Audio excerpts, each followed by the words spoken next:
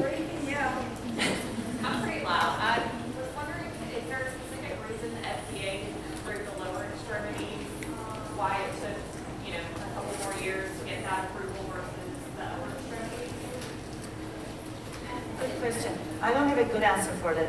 Honestly, it's hard to know how they go about this. There's a lot of policy, legal aspect of this. It takes years of studies, clinical trials, different phases of trials for them to approve. Do you have any idea why they wouldn't approve it for lower? I know it takes a very long time to get stuff approved by the FDA. Because you have to go through a whole series of testing, because I was part of a big effort to try to get FDA approval for oral baclofen, and it's very difficult. Because you have to do, before you can do a phase 3 randomized control trial, you actually have to do safety studies and things like that, and it's really hard to get subjects for clinical trials, and then you have to, one of the things that the FDA is really sticky about when it comes to spasticity trials, and this is what affected us with the oral baclofen trial, is they want you to use something called the Ashworth scale, and the problem with the Ashworth scale is if you're talking about spasticity, it's really not specific for spasticity. It doesn't do different speeds, and it just talks about the muscle stiffness or hypertonia. But if you don't use that, and then if you don't get enough subjects, and it doesn't progress to a randomized control trial where you compare it to placebo, they will not, it takes a long time. As you can imagine, if you're going to do a placebo for Botox or botulinum toxin, you have to do sham injections where you inject somebody with saline. So you put kids, it's really hard to get people to sign up for that. I hate shots. So it's complicated for just a pill, but it's even more complicated when you do something invasive, more invasive.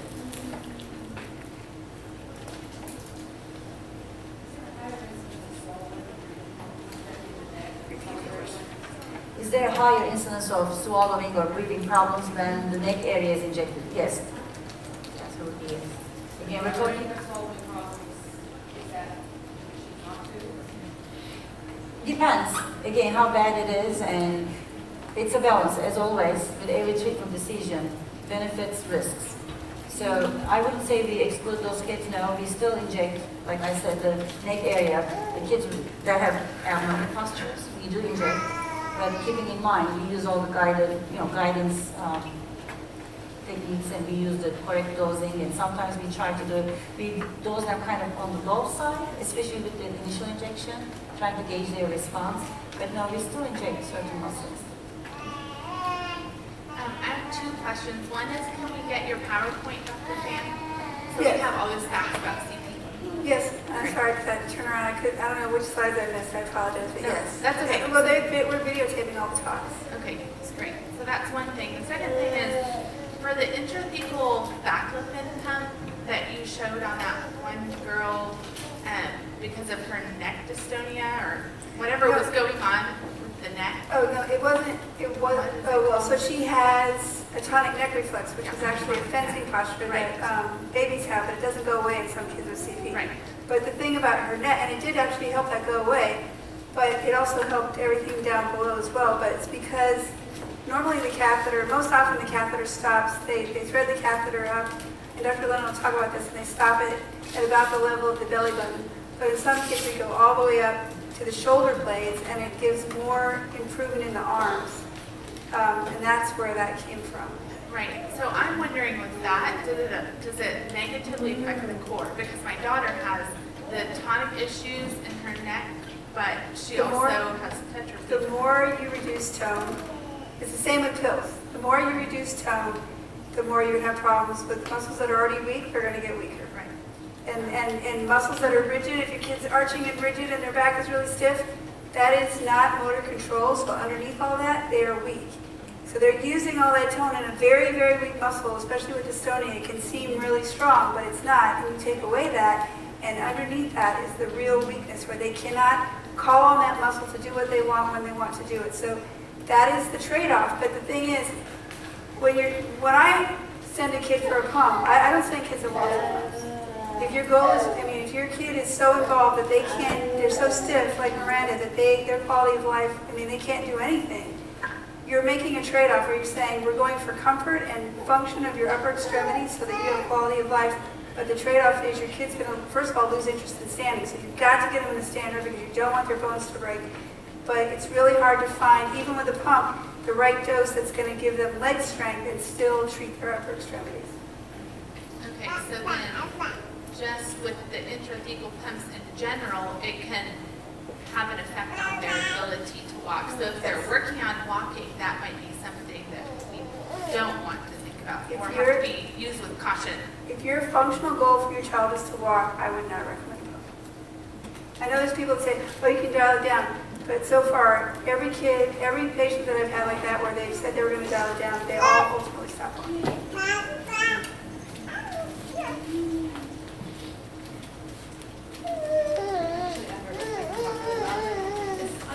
My question is about the ongoing, continuing of the Botox injections, and that is there some point at which you say, we're just going to stop this, and we're doing it every 6 months and every 6 months. In my local community, I'm finding some reluctance to give my son ongoing Botox injections because the line that I'm given is that she just goes back.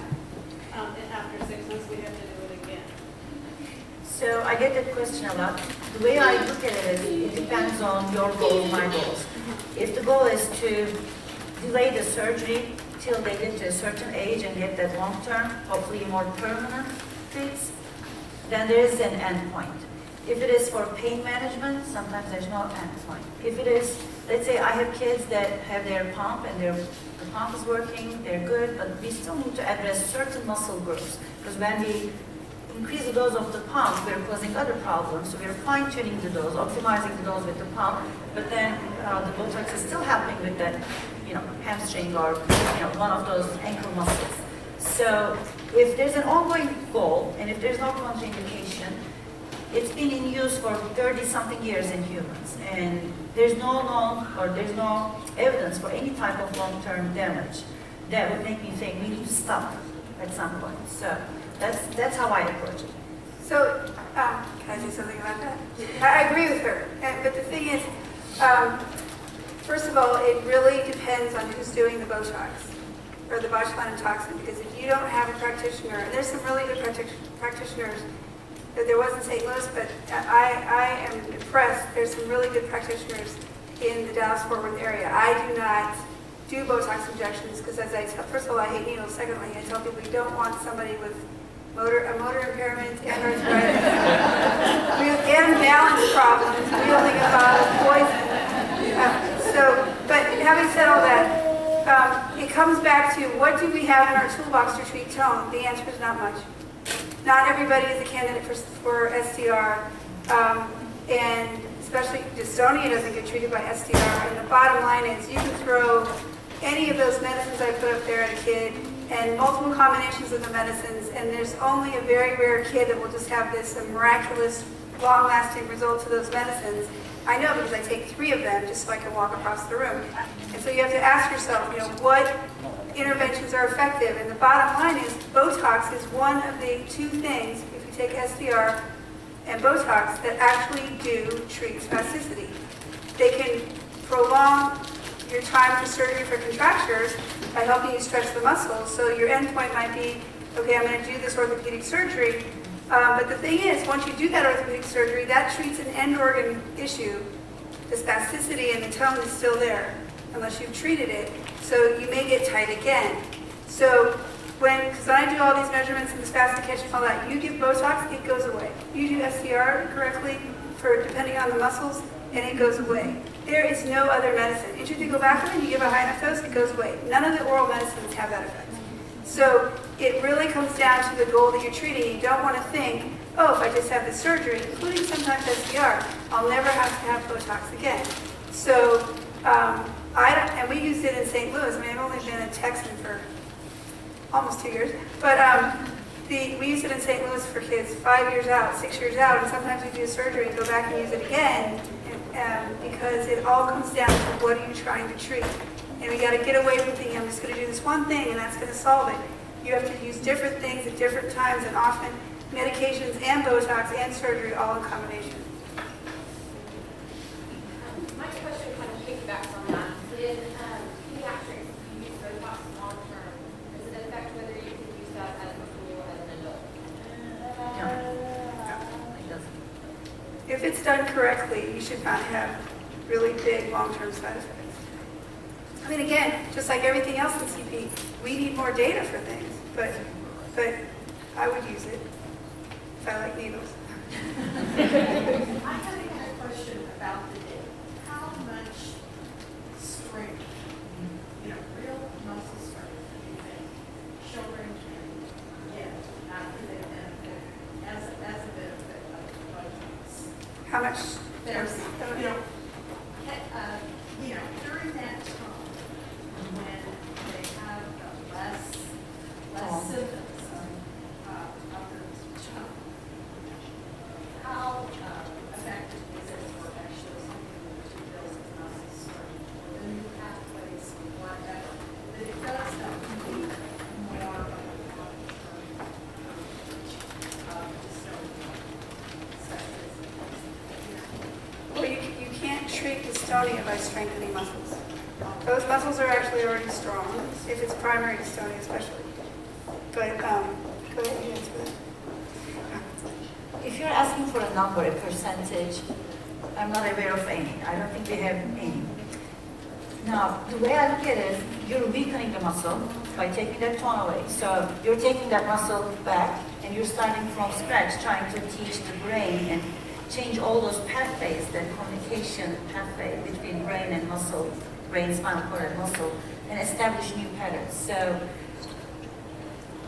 we want to say, yes, it happens, it will happen, and that's why we're having all this, different modalities all at once.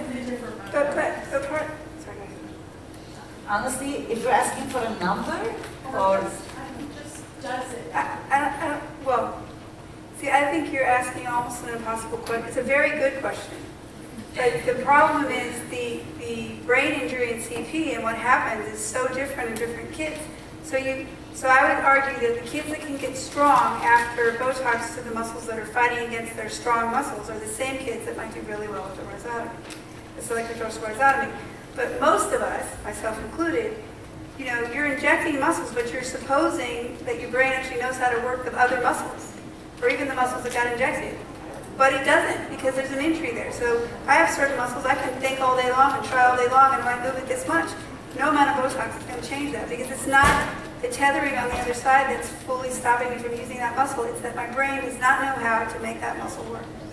So that's why we need more research. We have to get at the bottom of the problem so we can, because strengthening actually is one of your best things that you can do, but you got to figure out the best way to access those muscles to make them stronger.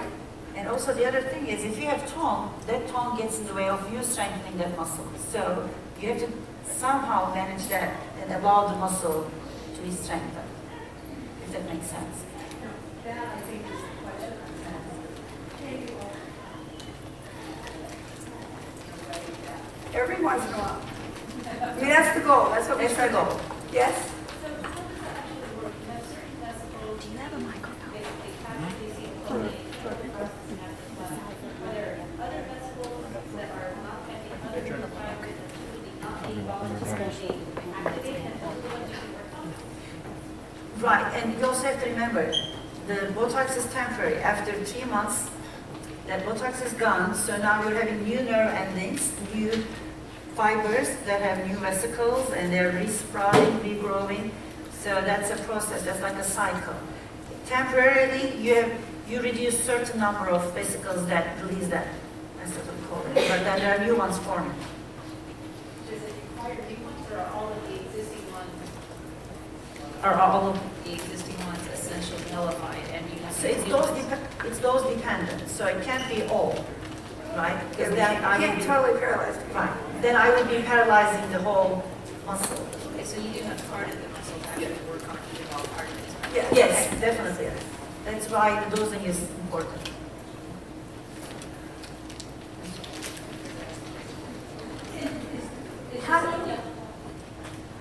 Is dystonia whole body?